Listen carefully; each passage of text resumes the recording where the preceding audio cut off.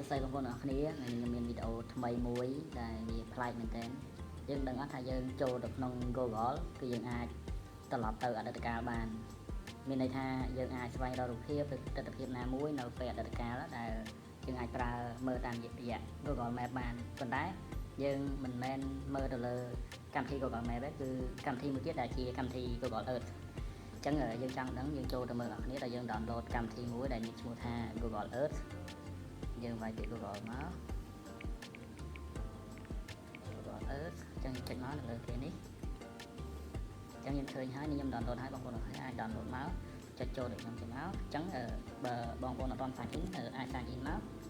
អញ្ចឹងយើងចូលយើងចុចមើលខាងក្រោមយើងយកពាក្យ Explore Earth អញ្ចឹងវាចេញមកហើយអញ្ចឹងយើងអាចមើលពិភពលោកទាំងមូលបានយើងអាចមើលបានប៉ុន្តែគោលបំណងដែលខ្ញុំចង់បង្ហាញកម្មវិធីនេះគឺយើងចង់បង្ហាញពី Google Earth ពីអតីតកាលអញ្ចឹងរូបភាពទិដ្ឋភាពណាមួយនៅអតីតកាលយើងអាចចូលស្វែងរកបានចឹងខ្ញុំអាចវាយពាក្យកពតដោយសារខ្ញុំនៅកពតចង់មើលទីក្រុងកពតមើលនៅពេលអតីតកាលវាមិនដែរអញ្ចឹងខ្ញុំចូលមើលហើយអញ្ចឹងនេះបងប្អូនគ្នាអញ្ចឹងខ្ញុំអាចចូលមើលទូមរមើលកពតនៅមួយត្រេននេះអញ្ចឹងយើងអាចចុច view មកយើងចុចយកយើងចុចរូបនេះមកយើងចុច view យើងអាចចុចលើទីតាំងណាមួយ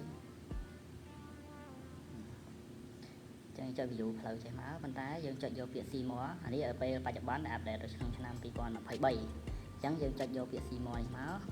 យើងអាចត្រឡប់ទៅអតីតកាលគឺឆ្នាំ2013ខែ12អញ្ចឹងបងប្អូនឃើញហើយ6រ៉ែននៅដដែលទេអញ្ចឹងយើងអាចទៅមើលទិដ្ឋភាពទាំងស្រុងនៅមាត់ព្រែកកំពង់ឡាយកពតបច្ចុប្បន្ន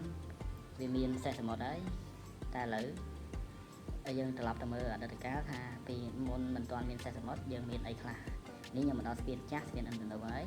តែយើងអាច view មើលយើងចុច2ដងនៅលើអេក្រង់នេះមកវារត់ទៅមុខហើយតែយើងវិលមកទៅខាងឆ្វេងវិលទៅទៀតយើងមើលចាក់ស្ដែងអានេះនៅជាប់ស្ពានចាស់អញ្ចឹងឥឡូវនេះជាប់ស្ពានចាស់ទៅមុខទៀតអូខេឃើញមានម្រេចអង្គុយហើយបច្ចុប្បន្នកន្លែងនេះវាជា Starbucks ហើយប៉ុន្តែនៅឆ្នាំ2013អត់មាន Starbucks ទេគេចេញទៅក្រៅមើលថាកន្លែងហ្នឹងជាអីអញ្ចឹងកន្លែងនេះគឺបិទចោលទេកាលឆ្នាំ2013អត់មានរៀបចំជាអីទេកន្លែង Starbucks ប៉ុន្តែបច្ចុប្បន្ន Starbucks គឺរៀបចំស្អាតមែនទែនហើយកាឡាដើមឈើនេះក៏បានកែច្នៃឲ្យទាំងស្រុងដែរយើងទៅមើលទៀតនៅកន្លែងសេះសមុទ្រពីមុនមានអីខ្លះយើងអាចទៅមើល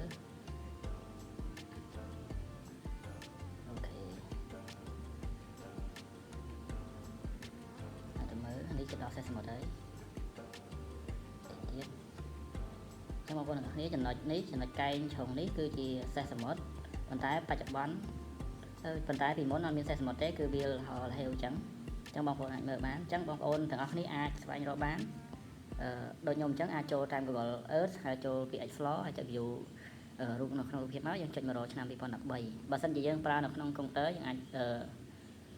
អូសទៅដល់ឆ្នាំ1908ជាងប៉ុន្តែវាអត់អាច view ផ្លូវវាអាច view ពីមើល